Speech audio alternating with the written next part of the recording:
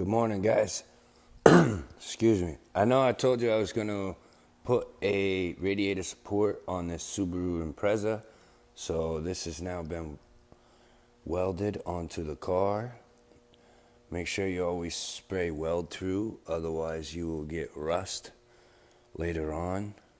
After you weld, you will mud and sand, then prime and paint. This is a Subaru Impreza Sport. This vehicle was in a rollover accident.